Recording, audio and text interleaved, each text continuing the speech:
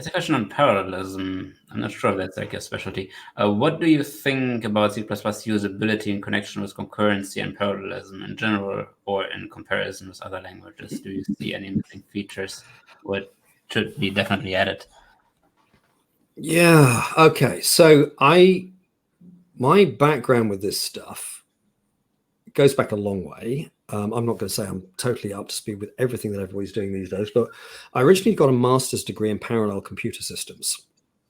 And one of the things that on that, I studied CSP, communicating sequential processes, which was the basis for the Occam language. And the Occam language has channels, which Go sort of has a bit of a go at. And I also studied, my thesis was on the actor model. And these are very clean models of expressing concurrency constructs. And by the way, I'm just going to use concurrency generally to refer to anything where there is potentially simultaneous activity. I'm not going to try and say that concurrency and parallelism are two different categories. They're not. They kind of, depending on how you define them, they either overlap, subset each other, or whatever. I'm going to use concurrency to refer to all of these. I feel that C++ is not as usable as it could be. It started, there was a thing, so we first got proper standard threads in C++ 11. That's a long time after people wanted a standard solution, but as the standard was deferred, it was kind of inevitable. C++ has to have a threading model if it's to be a credible language for systems programming. You cannot say, I am a systems programming language, but I can't talk at the level of the operating system thread. Then you're not a systems programming language. Okay, so you have to have that level. I'm not going to say you don't want it, but the first thing we need to recognize with threads is that they are very raw. They are a primitive. And yeah, they are a thread. Yeah, they really are. Here is a thread of control, and here's locks. Good. It's this is. I mentioned IKEA furniture. This is probably more IKEA furniture in this sense. It's like you have to build this. You have to build up your own construct yourself. In other words, before you can actually be producing useful code, you've got to choose your paradigm and your whole approach to threads. People are not aware that this is a decision they can take. So they often end up programming at the level of threads. Oh, look, I have a function here. Let me just launch it as a thread. Oh, my goodness, we're going to need to lock this. And I'm going to have to lock that. And it's basically like trying to put out fires.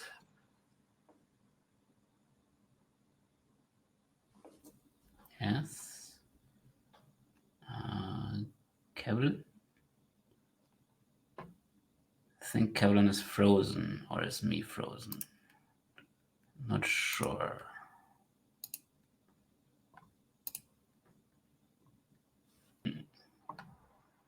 Let me see.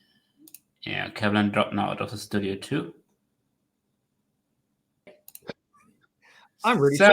I have no idea what that outage was. I've just checked everything. I have no idea what caused that. Yes, if you've got a nice screenshot of me just freezing. Yeah. Okay. So, where were we? So the thing is, this idea of building up primitives, we could just say, just like, a jump statement, a go-to is a primitive. From a primitive, you can build if statements, while statements, and all the rest of these other constructs. And we would much rather use the built-up things than have to rebuild it ourselves. Having programmed in assembler, but also programmed in old Fortran, the idea of making my own while loop has very little attraction. But that doesn't stop people working at that level. So a lot of people are working at the raw level, which is not usable. It's error-prone. Unless you go at it with a clear abstraction, then just adding threads is a recipe for a mess, and it won't give you performance benefits necessarily.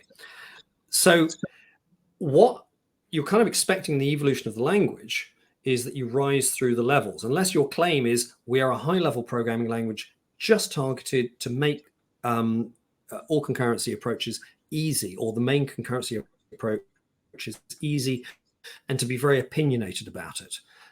This is what Occam did. In Occam, you only had channels. There was nothing else you could do. And it was very opinionated. You could not share data between running processes if the data was mutable. The only way you could share data with another running process, i.e. another running thread, is by passing it through a channel. And the compiler would stop you if you tried to do anything else. It was a massively opinionated language. But the thing is, if your code compiled, it probably ran. C++ as a systems programming language doesn't come from that tradition, but it also hasn't really risen through the levels. I remember at the time we were working on the memory model in the mid to late 2000s.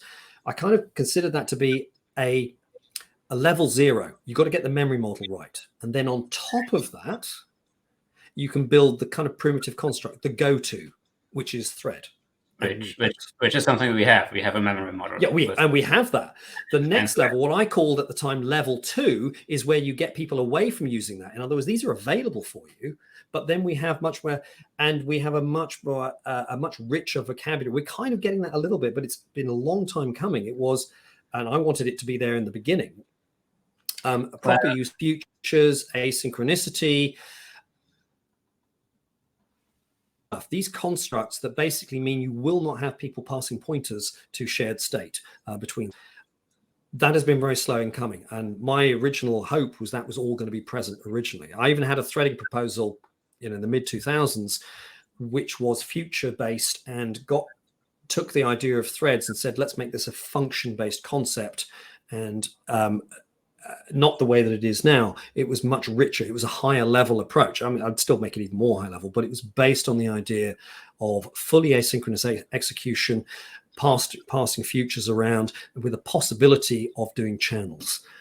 And that is not the path that we have taken. So I think from the C++ perspective, C++ is very capable. It allows us a lot of this access, but it has not added the higher level constructs at the right rate in a way that makes people's lives easier. And so therefore, I would say the higher level constructs, that's what I would like to see. I would like to basically have it so that people are not sitting there worrying about thread pools and stuff like that, and basically saying, I just need this executed asynchronously, and here's the channels we're sharing. And this is a long way beyond async as it stood.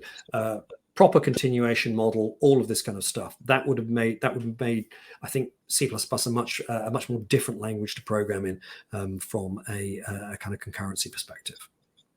I'm actually kind of happy that we didn't try to standardize the C++ 11 perspective on this, because we probably wouldn't have had the needed representation in the committee from other sources of concurrency with GPUs, etc.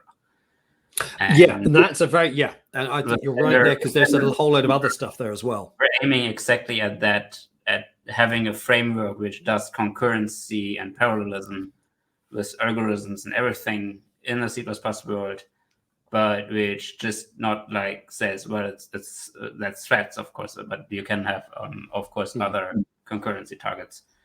Yeah, a lot of the parallelism stuff again has come from a different route, and you can look at you look at the parallelism stuff, you look at the threading stuff. The parallel algorithms look very different. They feel very different. I don't think they're mutually exclusive, but they're not. They don't spring from the same source. But in terms of kind of like more classic MIMD, multiple instruction, multiple data. I do wish it had been more opinionated. I do wish there had been more high-level stuff. I would have gone for something based. My personal preference is for futures and channels. That's what that's the kind of way I tend to think, and I found that's a very useful way of working. And that could have been in there from the beginning, but it wasn't. And we are making up time slowly with that. I remember at the time there were a lot of exciting ideas and possibilities. I remember Herb had a whole load that would have been really cool for composition. In other words, really to try and think about this in terms of composability. Threads and mutexes on their own are not composable. And this whole idea of being able to just bind things together in a very natural way with a very high sense of comfort and safety. That's what we kind of that's what we should have. Threading is unnecessarily hard. The way that we've the C legacy and the C++ legacy of how we think about threading has made it unnecessarily hard, I feel. Indeed.